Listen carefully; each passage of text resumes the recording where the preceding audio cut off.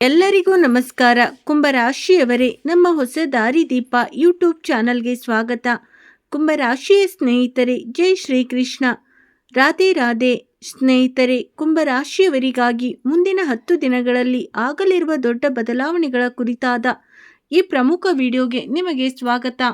ನಿಮ್ಮ ರಾಶಿ ಕುಂಭರಾಶಿಯಾಗಿದ್ದರೆ ಮುಂಬರುವ 10 ದಿನಗಳು ನಿಮ್ಮ ಜೀವನದಲ್ಲಿ ಹಲವು ಪ್ರಮುಖ ಬದಲಾವಣೆಗಳನ್ನು ತರಲಿವೆ. ಜ್ಯೋತಿಷ್ಯ ನಂಬಿಕೆಗಳ ಪ್ರಕಾರ ನಿಮ್ಮ ಹಳೆಯ ಕಷ್ಟಗಳು ಹಿಂದೆ ಹಾಕಿ ನಿಮಗೆ ಹೊಸ ದಿಕ್ಕನ್ನು ತೋರಿಸುವಂತಹ ಕೆಲವು ಯೋಗಗಳು ರೂಪುಗೊಳ್ಳುತ್ತಿವೆ. ಆದರೆ ಈ ದಿನಗಳಲ್ಲಿ ನೀವು ನಿಮ್ಮ ನಡವಳಿಕೆ, ನಿಮ್ಮ ಮಾತುಗಳು ಮತ್ತು ನಿಮ್ಮ ನಿರ್ಧಾರಗಳ ಬಗ್ಗೆ ವಿಶೇಷ ಗಮನ ಹರಿಸಬೇಕು. ಏಕೆಂದರೆ ಸಮಯವು ಕೇವಲ ಅವಕಾಶಗಳನ್ನು ನೀಡುವುದಿಲ್ಲ, ಬದಲಿಗೆ ಮನುಷ್ಯನ ಪರೀಕ್ಷೆಯನ್ನು ತೆಗೆದುಕೊಳ್ಳುತ್ತದೆ. ನಾಯಿಗಿಂತಲೂ ಕೀಳು ಪರಿಸ್ಥಿತಿ ಬರುತ್ತದೆ ಎಂಬ ಮಾತಿನ ಅರ್ಥವೇನು ಗೊತ್ತೇ ಸ್ನೇಹಿತರೆ? ಇದರ ಅರ್ಥ ಯಾವುದೇ ವ್ಯಕ್ತಿ ಅಕ್ಷರಶಃ ಅನ್ವಯಿಸುವುದಿಲ್ಲ, ಬದಲಾಗಿ ಯಾರು ಇತರರಿಗೆ ಕೆಡುಕು ಮಾಡಲು, ತೊಂದರೆ ಕೊಡಲು ಅಥವಾ ನಂಬಿಕೆ ದ್ರೋಹ ಮಾಡಲು ಪ್ರಯತ್ನಿಸುತ್ತಾರೋ ಅವರು ತಮ್ಮದೇ ಆದ ಕರ್ಮಗಳ ಫಲವನ್ನು ಅನುಭವಿಸಬೇಕಾಗುತ್ತದೆ ಎಂಬ ಮುನ್ಸೂಚನೆ ಇದು. ಮನುಷ್ಯನು ತನ್ನ ಕರ್ಮಗಳ ಫಲವನ್ನು ಖಂಡಿತವಾಗಿಯೂ ಪಡೆಯುತ್ತಾನೆ ಎಂದು ಶ್ರೀಕೃಷ್ಣನು ಗೀತೆಯಲ್ಲಿ ಹೇಳಿದ್ದಾನೆ. ಆದ್ದರಿಂದ ಯಾರಾದರೂ ನಿಮಗೆ ಅನ್ಯಾಯ ಮಾಡಿದರೆ ನೀವು ಅದರ ಬಗ್ಗೆ ಚಿಂತಿಸುವ ಅಗತ್ಯವಿಲ್ಲ. ಸಮಯವೇ ಸ್ವತಃ ನ್ಯಾಯ ಒದಗಿಸುವ ಸಾಮರ್ಥ್ಯವನ್ನು ಹೊಂದಿದೆ.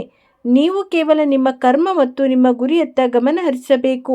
ಶತ್ರುಗಳ ನಾಶ ಎಂದರೆ ಈ ವಾಕ್ಯವು ಯಾವುದೇ ವ್ಯಕ್ತಿ ವಿನಾಶದ ಸಂಕೇತವಲ್ಲ, ಬದಲಿಗೆ ನಿಮ್ಮ ಜೀವನದಲ್ಲಿ ಇರುವ ನಕಾರಾತ್ಮಕ ಭಯ, ಅಡೆತಡೆಗಳು ಮತ್ತು ಶತ್ರುಗಳು ಕೊನೆಗೊಳ್ಳುವುದರ ಸಂಕೇತವಾಗಿದೆ. ಯಾರು ನಿಮ್ಮ ವಿರುದ್ಧ ಪಿತೂರಿ ಮಾಡುತ್ತಾರೋ ಅವರ ಯೋಜನೆಗಳು ಯಶಸ್ವಿಯಾಗುವುದಿಲ್ಲ. ಯಾರು ನಿಮ್ಮ ಬೆಳವಣಿಗೆಯನ್ನು ನೋಡಿ ಅಸೂಯೆ ಪಡುತ್ತಾರೋ ಅವರು ನಿಧಾನವಾಗಿ ತಾವಾಗಿಯೇ ಹಿಂದೆ ಸರಿಯುತ್ತಾರೆ. ದೀರ್ಘಕಾಲದಿಂದ ನಿಮ್ಮನ್ನು ಕಾಯುತ್ತಿದ್ದ ಸಮಸ್ಯೆಗಳು ಈಗ ಕಡಿಮೆಯಾಗುವ ಲಕ್ಷಣಗಳು ಕಾಣಿಸಲಿವೆ. ಭಗವಾನ್ ಶ್ರೀಕೃಷ್ಣನ ಆಶೀರ್ವಾದ ಮತ್ತು ಶನಿದೇವರ ಕೃಪೆಯು ನಿಮ್ಮ ಆತ್ಮವಿಶ್ವಾಸವನ್ನು ಬಲಪಡಿಸುತ್ತದೆ. ಮುಂಬರುವ 10 ದಿನಗಳಲ್ಲಿ ಏನಾಗಬಹುದು? ಮುಂಬರುವ 10 ದಿನಗಳಲ್ಲಿ ನೀವು ಕೆಲವು ಒಳ್ಳೆಯ ಮುನ್ಸೂಚನೆಗಳನ್ನು ಪಡೆಯಬಹುದು. ಸಿಲುಕಿಕೊಂಡಿದ್ದ ಹಣ ಮರಳಿ ಬರುವ ಸಾಧ್ಯತೆ ಇದೆ. ಉದ್ಯೋಗ ಅಥವಾ ವ್ಯವಹಾರದಲ್ಲಿ ಹೊಸ ಆರಂಭವಾಗಬಹುದು. ಕುಟುಂಬದಲ್ಲಿ ಶುಭ ಸುದ್ದಿಯ ಪ್ರಾಪ್ತಿ, ಹಳೆಯ ಸ್ನೇಹಿತರ ಭೇಟಿ, ಮಾನಸಿಕ ಒತ್ತಡದಲ್ಲಿ ಇಳಿಕೆ ಮತ್ತು ಯಾವುದೇ ಪ್ರಮುಖ ನಿರ್ಧಾರದಲ್ಲಿ ಯಶಸ್ಸು ಸಿಗಲಿದೆ. ಆದರೆ ನೆನಪಿಡಿ, ಯಶಸ್ಸು ಕೇವಲ ಗ್ರಹಗಳಿಂದ ಮಾತ್ರವಲ್ಲ, ನಿಮ್ಮ ಪ್ರಯತ್ನಗಳಿಂದಲೂ ಬರುತ್ತದೆ. ಎಲ್ಲ ದಿನಗಳ ಪಾಪ ಈಗ ಹೊರಬರುತ್ತದೆ ಎಂದರೆ ಯಾರಿಗಾದರೂ ಅಶುಭ ಸಂಭವಿಸುತ್ತದೆ ಎಂದಲ್ಲ, ಬದಲಾಗಿ ಭೂತಕಾಲದಲ್ಲಿ ಮಾಡಿದ ತಪ್ಪುಗಳಿಂದ ಪಾಠ ಕಲಿತು ಜೀವನಕ್ಕೆ ಹೊಸ ದಿಕ್ಕನ್ನು ನೀಡುವ ಸಮಯ ಬಂದಿದೆ ಎಂದರ್ಥ. ಯಾರದ್ದಾದರೂ ಮನಸ್ಸನ್ನು ನೋಯಿಸಿದರೆ ಕ್ಷಮೆ ಕೇಳಿ. ಯಾವುದೇ ಕೆಲಸ ಅಪೂರ್ಣವಾಗಿದ್ದರೆ ಅದನ್ನು ಪೂರ್ಣಗೊಳಿಸಿ. ಮನಸ್ಸಿನಲ್ಲಿ ನಕಾರಾತ್ಮಕತೆ ಇದ್ದರೆ ಭಗವಾನ್ ಶ್ರೀಕೃಷ್ಣನನ್ನು ಸ್ಮರಿಸಿ, ಏಕೆಂದರೆ ಬದಲಾವಣೆ ಎಂಬುದು ನಿಮ್ಮಿಂದಲೇ ಆರಂಭವಾಗುತ್ತದೆ. ಶತ್ರುಗಳ ಮೇಲೆ ವಿಜಯ ಮತ್ತು ನಿಂತು ಹೋದ ಕೆಲಸಗಳಲ್ಲಿ ಯಶಸ್ಸು ಸಿಗಲಿದೆ. ನಿಮ್ಮ ಕೆಡಕನ್ನು ಬಯಸುವವರ ಯೋಜನೆಗಳು ವಿಫಲವಾಗುತ್ತವೆ. ಜ್ಯೋತಿಷ್ಯ ನಂಬಿಕೆಗಳ ಪ್ರಕಾರ ಕಾಲಕಾಲಕ್ಕೆ ಇಂಥ ಯೋಗಗಳು ರೂಪುಗೊಳ್ಳುತ್ತವೆ. ಆಗ ವಿರೋಧಿಗಳ ಶಕ್ತಿ ಕುಗ್ಗಲಾರಂಭಿಸುತ್ತದೆ. ಇದರರ್ಥ ಯಾರಿಗೂ ಕೆಟ್ಟದಾಗುತ್ತದೆ ಎಂದಲ್ಲ, ಬದಲಿಗೆ ನಿಮ್ಮ ಎದುರಾಗುತ್ತಿರುವ ನಕಾರಾತ್ಮಕ ಪರಿಸ್ಥಿತಿಗಳು ದುರ್ಬಲಗೊಳ್ಳುತ್ತವೆ ಎಂದರ್ಥ. ನಿಮ್ಮ ಪ್ರಗತಿಯನ್ನು ತಡೆಯಲು ಪ್ರಯತ್ನಿಸುತ್ತಿದ್ದವರು ತಾವೇ ತಮ್ಮ ಕೆಲಸದಲ್ಲಿ ಸಿಲುಕಿಕೊಳ್ಳಬಹುದು. ಹಣದ ಲಾಭ, ಸಿಲುಕಿಕೊಂಡಿದ್ದ ಹಣ ಮರಳಿ ಬರುವ ಸೂಚನೆಗಳಿವೆ. ವ್ಯವಹಾರದಲ್ಲಿ ಹಳೆಯ ಗ್ರಾಹಕರಿಂದ ಲಾಭ, ಉದ್ಯೋಗದಲ್ಲಿ ಹೊಸ ಜವಾಬ್ದಾರಿ, ಹಠಾತ್ ಲಾಭದ ಅವಕಾಶಗಳು ಮತ್ತು ಶ್ರೀಕೃಷ್ಣನ ಕೃಪೆಯಿಂದ ನಿಮ್ಮ ಕಠಿಣ ಶ್ರಮದ ಫಲವು ನಿಧಾನವಾಗಿ ದೊರೆಯಬಹುದು. ಶ್ರೀಕೃಷ್ಣನ ವಿಶೇಷ ಆಶೀರ್ವಾದ ನಿಮಗಿದೆ. ಸ್ನೇಹಿತರೆ, ಜೀವನದಲ್ಲಿ ಎಲ್ಲ ದಾರಿಗಳು ಮುಚ್ಚಿದಂತೆ ಕಾಣಿಸಿದಾಗ ಭಗವಾನ್ ಶ್ರೀಕೃಷ್ಣನು ತನ್ನ ಭಕ್ತರಿಗೆ ತಾಳ್ಮೆ ಮತ್ತು ಸರಿಯಾದ ಮಾರ್ಗವನ್ನು ತೋರಿಸುವ ಶಕ್ತಿ ನೀಡುತ್ತಾನೆ. ಕರ್ಮವನ್ನು ಮಾಡುತ್ತಾ ಇರು, ಫಲದ ಚಿಂತೆ ಮಾಡಬೇಡಿ ಎಂದು ಶ್ರೀಕೃಷ್ಣನು ಗೀತೆಯಲ್ಲಿ ಸಂದೇಶ ನೀಡಿದ್ದಾನೆ. ನೀವು ಪ್ರಾಮಾಣಿಕ ಮತ್ತು ಕಠಿಣ ಶ್ರಮದಿಂದ ಜೀವನವನ್ನು ನಡೆಸಿದರೆ ನಿಮ್ಮ ಪ್ರಯತ್ನಗಳು ಎಂದಿಗೂ ವ್ಯರ್ಥವಾಗುವುದಿಲ್ಲ. ಮುಂಬರುವ ದಿನಗಳಲ್ಲಿ ಈ ವಿಷಯಗಳನ್ನು ನೆನಪಿನಲ್ಲಿಡಿ. ಯಾರೊಂದಿಗೆ ಕಟುವಾದ ಮಾತುಗಳನ್ನು ಆಡಬೇಡಿ. ಪೋಷಕರನ್ನು ಗೌರವಿಸಿ, ಬಡವರಿಗೆ ಸಹಾಯ ಮಾಡಿ ಮತ್ತು ಭಗವಾನ್ ಶ್ರೀಕೃಷ್ಣನ ನಾಮಸ್ಮರಣೆ ಮಾಡಿ. ಗುರುವಾರ ಮತ್ತು ಶನಿವಾರದಂದು ದಾನ ಮಾಡಲು ಪ್ರಯತ್ನಿಸಿ. ಸತ್ಕರ್ಮಗಳನ್ನು ಮನುಷ್ಯನ ಜೀವನದಲ್ಲಿ ಶುಭ ಫಲಿತಾಂಶಗಳನ್ನು ತರಲು ಸಹಾಯ ಮಾಡುತ್ತವೆ ಎಂದು ನಂಬಲಾಗಿದೆ. ಕುಟುಂಬ ಮತ್ತು ಸಂಬಂಧಗಳಲ್ಲಿ ಸುಖದಾಯಕ ಬದಲಾವಣೆಗಳು ಬರಲಿವೆ. ಕುಂಭರಾಶಿಯವರಿಗೆ ಕೌಟುಂಬಿಕ ಜೀವನದಲ್ಲಿ ನೆಮ್ಮದಿ ಸಿಗುವ ಲಕ್ಷಣಗಳು ಕಾಣಿಸುತ್ತಿವೆ. ಮನೆಯಲ್ಲಿ ಸಂತೋಷ ಮೂಡಬಹುದು. ಕುಟುಂಬದಲ್ಲಿ ಶುಭ ಸುದ್ದಿ, ಸಂಬಂಧಗಳಲ್ಲಿ ಮಧುರತೆ, ಹಳೆಯ ವಿವಾದಗಳು ಕೊನೆಗೊಳ್ಳುವ ಸಾಧ್ಯತೆ ಮತ್ತು ಒಡ ಹುಟ್ಟಿದವರಿಂದ ಸಹಕಾರ ಸಿಗಲಿದೆ. ಜೀವನ ಸಂಗಾತಿಯೊಂದಿಗೆ ಸಂಬಂಧ ಗಟ್ಟಿಯಾಗುವ ಸೂಚನೆಗಳಿವೆ. ಒಂದು ವೇಳೆ ಪ್ರೀತಿ ಪಾತ್ರರಿಂದ ದೂರವಾಗಿದ್ದರೆ ಮಾತಿನ ಮೂಲಕ ಸಂಬಂಧವನ್ನು ಸುಧಾರಿಸಿಕೊಳ್ಳಬಹುದು. ಆರೋಗ್ಯದ ಬಗ್ಗೆ ವಿಶೇಷ ಕಾಳಜಿ ವಹಿಸಿ.